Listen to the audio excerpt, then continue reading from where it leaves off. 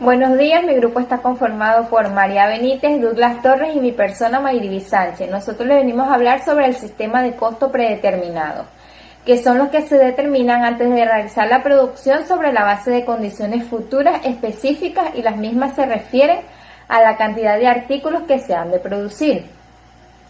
Los costos predeterminados se clasifican a su vez en los costos estimados y los costos estándar. Los costos estimados fueron el primer paso para la predeterminación del costo de producción, para los tres elementos del costo, ¿verdad? Materia, mano de obra y los costos indirectos de fabricación. Y tuvieron por finalidad pronosticar el costo total a invertirse en un producto determinado. Asimismo, el objetivo inicial que se persiguió en la estimación del costo fue el de tener una base para cotizar precios de venta. Posteriormente, fue posible utilizar ese costo estimado con fines contables, dando nacimiento al sistema de costos estimados. Por otra parte, los objetivos de los costos estimados son contribuir a fijar precios de venta con anticipación, servir de instrumento de control preventivo e interno, ayudar a la toma de decisiones gerenciales, determinar cotizaciones y por último evaluar la costeabilidad de producir un artículo. Y las características de los costos estimados, una de ellas es representar únicamente una tentativa en la anticipación de los costos reales y que estén sujetos a rectificaciones a medida que se comparen con los mismos, ¿verdad? Otra es que se obtienen antes de iniciar la fabricación y durante su transformación.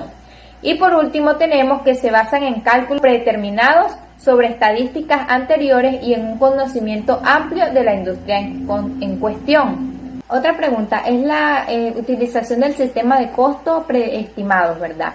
¿Se puede utilizar los costos estimados cuando?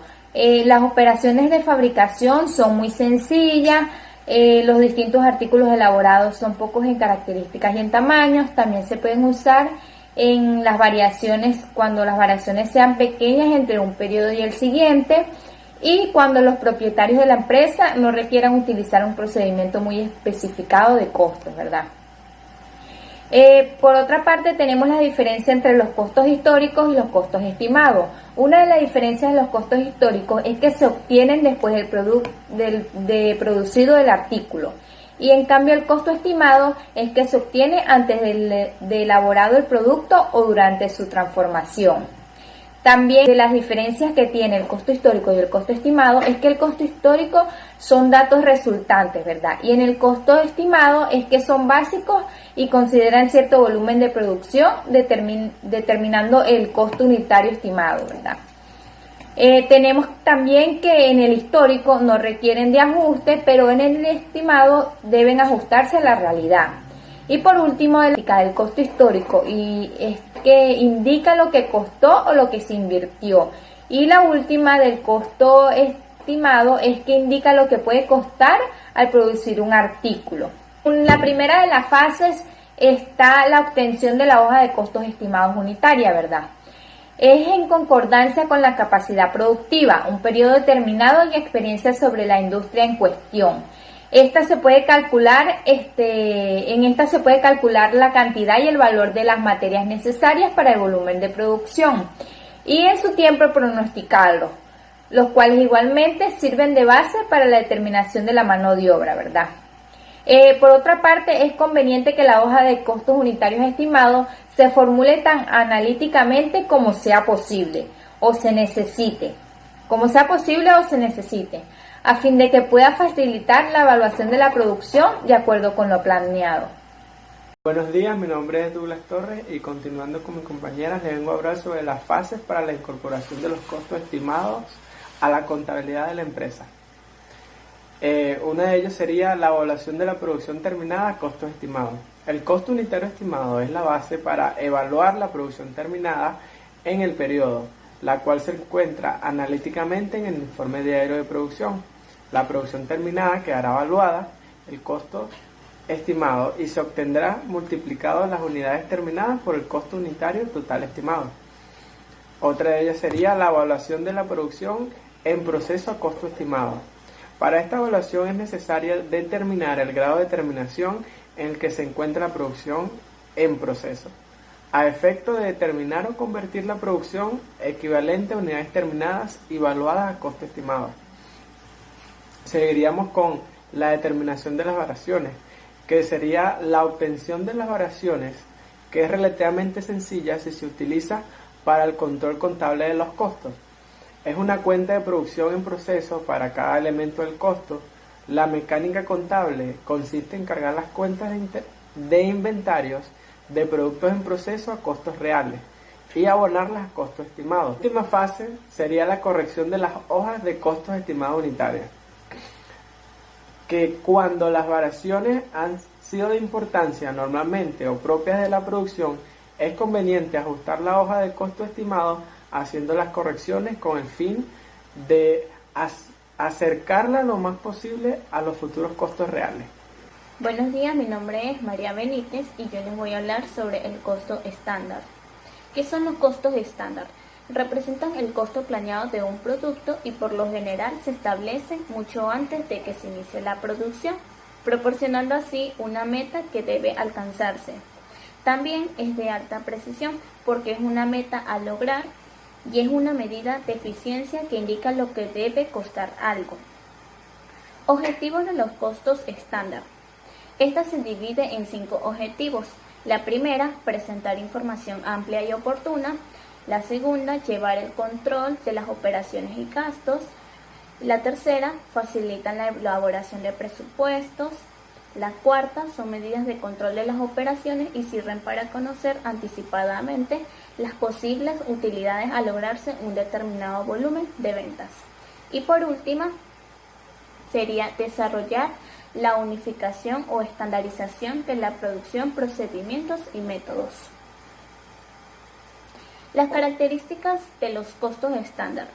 El costo estándar tiene 2 características importantes. La primera es que indica lo que debe costar un artículo con base en la eficiencia del trabajo normal de una empresa.